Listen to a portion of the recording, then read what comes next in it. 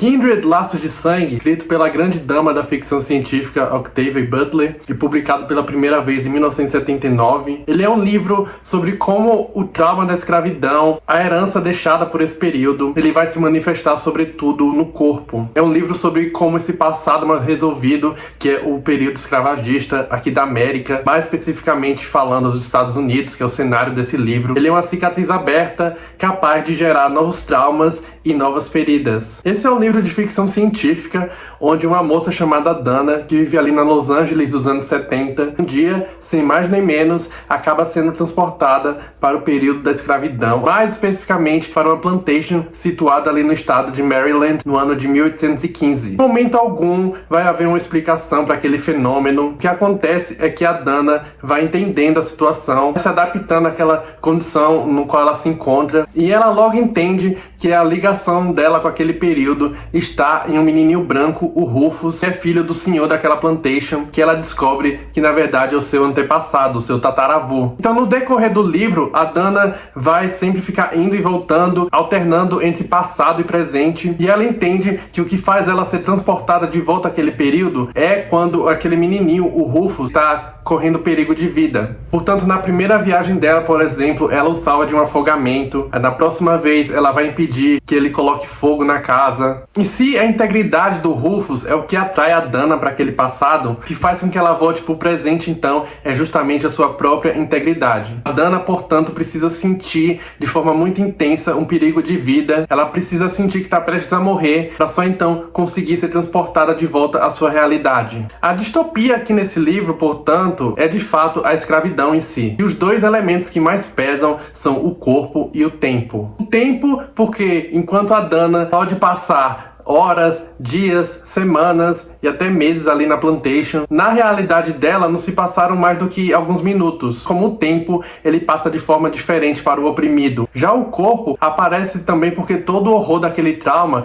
ele vai ser refletido de maneira muito física, ali no corpo mesmo, com cicatrizes, castigos, abusos físicos e psicológicos, e até na própria lógica, onde um ser humano pode submeter outro à qualidade de objeto. A Octavia Butler é uma escritora que, ao mesmo tempo que ela vai enxergar alguns simbolismos como inevitáveis, ela também vai colocá-los de forma muito frontal. E é dessa forma que o discurso promovido aqui é sempre complexificado. Muito embora o horror seja sempre o horror, ele é revoltante, ele é traumático, não é também que a Octavia Butler está tentando propor um diálogo sobre a herança escravagista e vá por caminhos óbvios. As elaborações que a heroína faz, a Dana, as observações dela naquele período, não estão muito interessadas em alegorizar nada. O contraste, ele sempre se dá de forma muito direta e sempre exige medidas práticas. Sendo assim, esse é um livro que ele reconhece que não há muito espaço para sutilezas no momento de lançar mão de seus recursos. Embora a premissa dele seja retratar uma experiência individual sobre como a herança celular que a escravidão deixou na gente preta, aos poucos o romance vai se expandindo para essa ideia mais abrangente dos horrores do período escravagista de uma forma mais geral. E à medida que a história avança, passado e presente começam a se emaranhar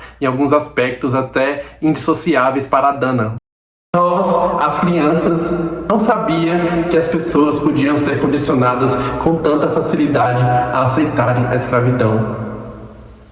A Dana então vai entender o mecanismo por trás da mentalidade da época, como aquela dinâmica da escravidão foi de fato modernizada para operar de uma forma mais escondida, mas não menos eficaz ali nos Estados Unidos dos anos 70, como o padrão ele só foi de fato atualizado. Só que o interessante é que essa ideia de revisão histórica aqui no Kindred não vai necessariamente aparecer como uma proposta de reparação. É um livro que ele encontra na ficção científica, o gênero mais abrangente para lidar com o assunto que é nevoento, principalmente porque a realidade da Dana ainda não favorece maiores recortes para isso. Então, portanto, ela é uma escritora não publicada, enquanto o marido dela, que é branco, já publicou várias coisas. Portanto, não é que ela vai entrar naquela realidade da plantation para mudar as coisas, porque até no tempo presente dela, ela ainda é invisibilizada e inferiorizada. A Octavia Butler também chega a colocar em pauta a eficácia de alguns discursos de intermediação. Em certos momentos, a Dana ela vai se colocar nesse papel de mediadora entre o Rufus, o menino branco, e os demais escravizados escravizados. Afinal,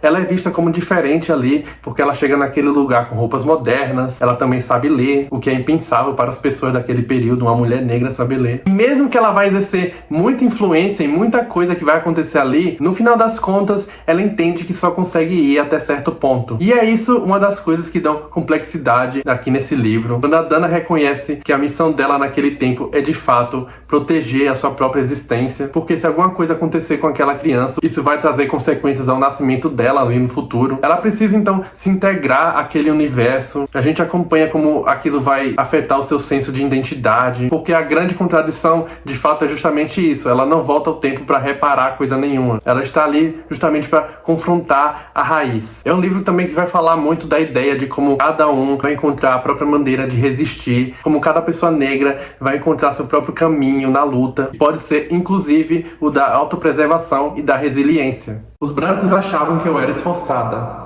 A maioria dos negros achava que ou eu era idiota ou me dispunha a agradar demais os brancos.